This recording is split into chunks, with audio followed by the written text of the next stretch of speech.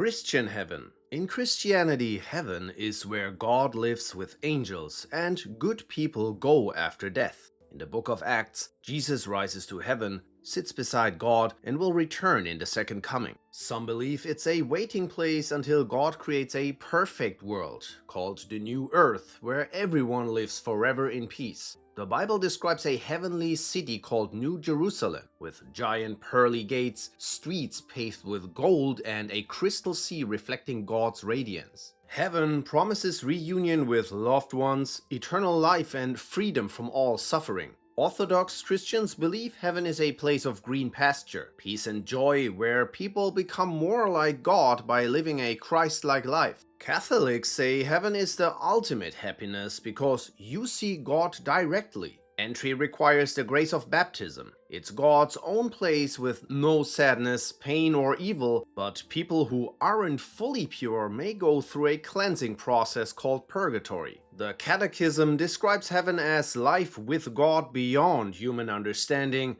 a place of light, a paradise, and the Father's house. Some Protestants think people go straight to heaven after death, while others believe it happens later, after the world ends and God judges everyone. Jannah. In Islam, Jannah is the eternal paradise where the righteous go after death.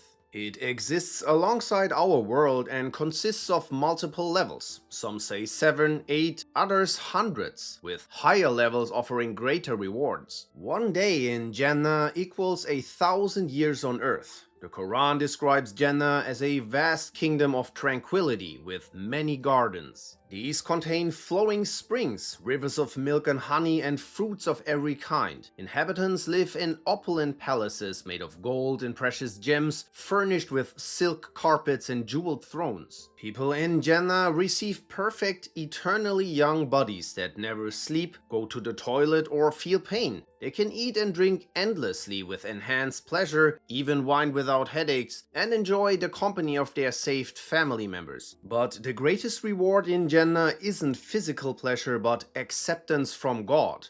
The Quran promises whatever they wish for, forever to its inhabitants. Some Muslims believe the righteous enter Jannah directly, while others must first be purified in hell. Jannah is also referred to as Adam and Eve's home before their expulsion. Gan Eden. In Judaism, beliefs about heaven, called Gan Eden, vary a lot. The concept appears in Genesis as the Garden of Eden where humanity began. It symbolizes paradise for those who follow God's law. Whether souls go there immediately, later, or only after resurrection remains unclear. In the Messianic age, it is envisioned as a place of peace and abundance for all. There are two forms of Gan Eden: the lower earthly paradise of abundant vegetation and the higher celestial realm where righteous souls dwell. The higher Gan Eden contains 310 worlds divided into 7 compartments. Mortals can only access the garden while Eden itself remains unseen. Jewish legends describe paradise as guarded by 600,000 shining angels. Once you enter, you are transformed into a beautiful angel. At their center stands the Tree of Life, surrounded by 7 clouds of glory. The tree produces 15,000 different tastes and aromas carried by the winds. Below it are sacred domes of stars, sun and moon with 4 rivers flowing milk, honey, wine and balsam. There's also the concept of the 7 Jewish heavens in the Talmud, sorted from the lowest to the highest. Vilon, closest to earth, Rakia, where fallen angels dwell, Shehakim, containing the Garden of Eden, Maon, holding heavenly Jerusalem, Makon, Zebul, and Arabot, where God's throne is. Some Orthodox Jews believe humanity will eventually return to the Garden of Eden. The righteous in this paradise, both Jewish and non-Jewish, wear garments of light, eat from the Tree of Life, and dance with God.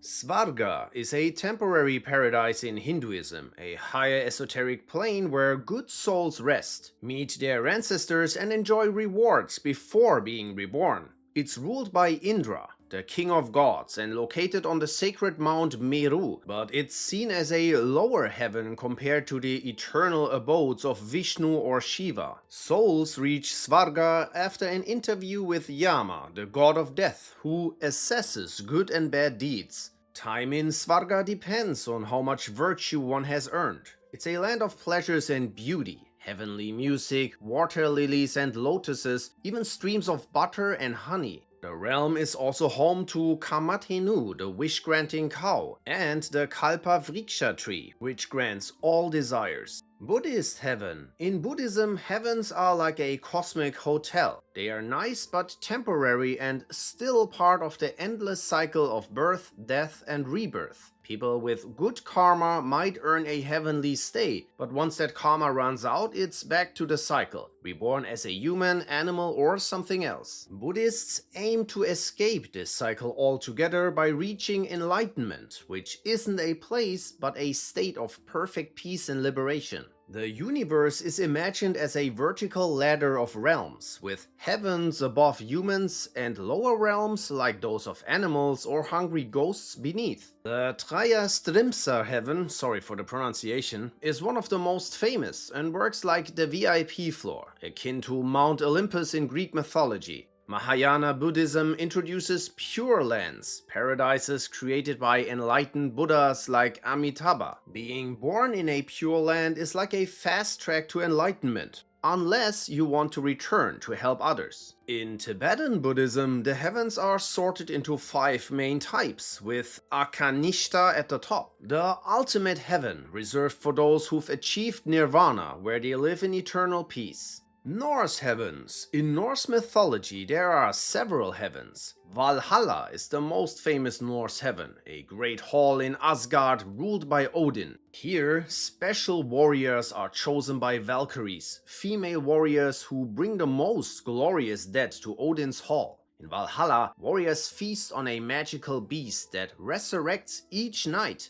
And they of course drink meat brought by Valkyries. They train daily for Ragnarök, the final apocalyptic battle where they'll fight alongside Odin against his enemies the Jötnar. But not all warriors go to Valhalla. Half go to Folkvanger, a peaceful meadow ruled by Freyja. Unlike Odin's Valkyries on horseback, Freyja arrives in a chariot pulled by 2 cats, a gift from Thor, to collect her chosen warriors. While Valhalla is known for constant fighting and preparing for Ragnarök, Folkvanger offers a calmer paradise. Warriors there can fight, feast and hunt as they please, without the duty of serving gods or training for the final battle. For those who died of natural causes and not in battle, there was Helgafjell, a holy mountain where people lived peacefully with their ancestors. Here, the dead continued their daily lives much as they had on Earth, feasting and spending time with their clan in community halls.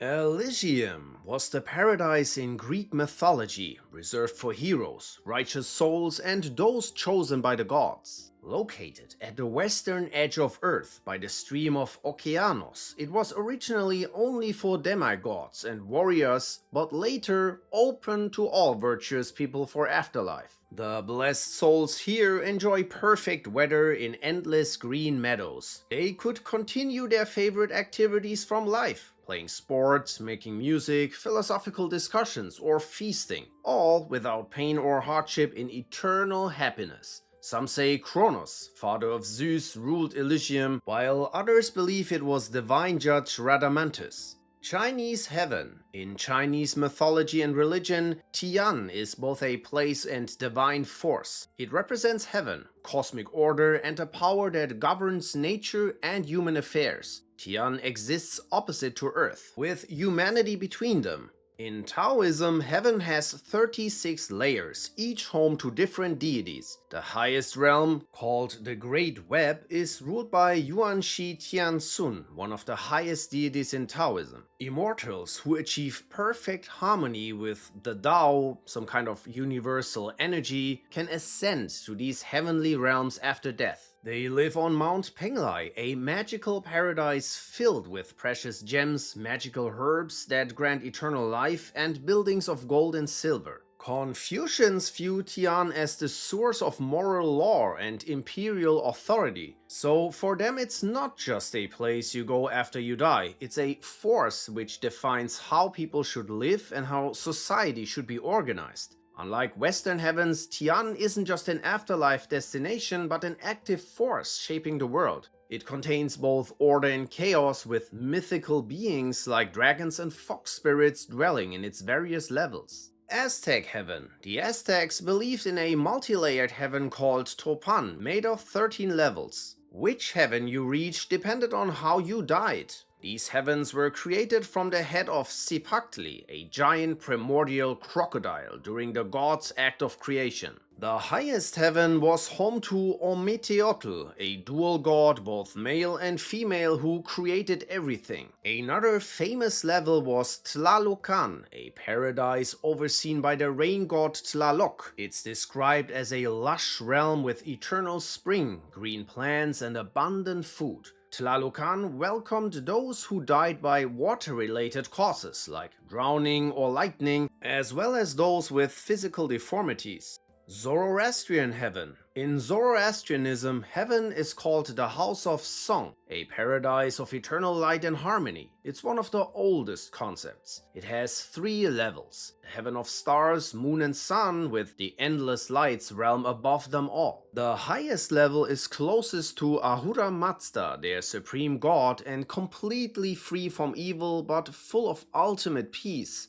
To reach heaven, souls must cross the Chinvad Bridge after death. Here, 3 divine judges evaluate their deeds. Good thoughts, words, and deeds are the path to heaven. The righteous meet a beautiful maiden representing their good deeds, and the bridge becomes wide and pleasant. The wicked meet a hideous hag, showing their sins, and the bridge becomes too narrow to cross. Native American spirit worlds. Many Native American tribes see death as a natural continuation of life, not an end. While beliefs vary widely among tribes, most share the idea of a spiritual journey after death, and some tribes believe in a peaceful spirit world in the sky. The Cherokee called it Sky Vault, where spirits lived among the stars and sun. They believed the Milky Way was a path souls travel to reach it. The Iroquois believe in a house of souls in the sky world, where souls originate and return.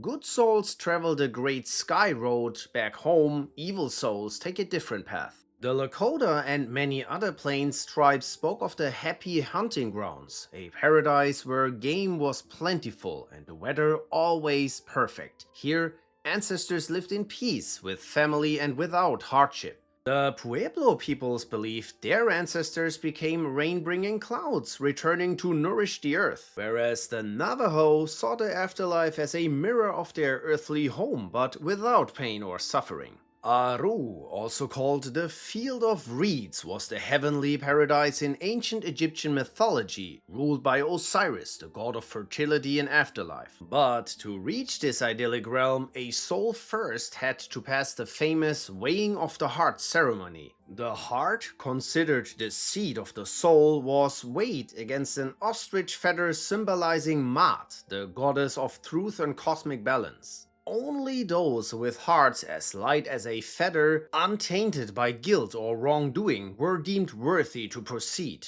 But that was just the start. The soul then embarked on a challenging journey with dangers, gates guarded by deities and demons, and one final test: facing Raf-Haf, the grumpiest ferryman in Egyptian lore. This guy tested the soul's patience and kindness. Only by being courteous could one secure passage across Lily Lake to Aaru's shores. Aaru was modeled after the Nile Delta. Endless fields of reeds where the blessed dead lived eternally with their families, pets, and restored possessions. Here they could hunt, farm, and feast alongside the gods, enjoying all life's pleasures without mortality's burdens. Mesopotamian Heaven. Ancient Mesopotamians saw heaven as 3 domed layers above earth, each made of precious stone. The lowest dome, made of jasper, held the stars. The middle dome housed divine beings who served higher gods, and the highest dome was home to An, the supreme sky god. Unlike other cultures' heavens, this realm was exclusively for gods. Humans couldn't enter after death. Instead, all souls, regardless of their actions in life, went to Kur, a shadowy underworld beneath Earth. Thanks for watching, guys, and check out the channel for other videos.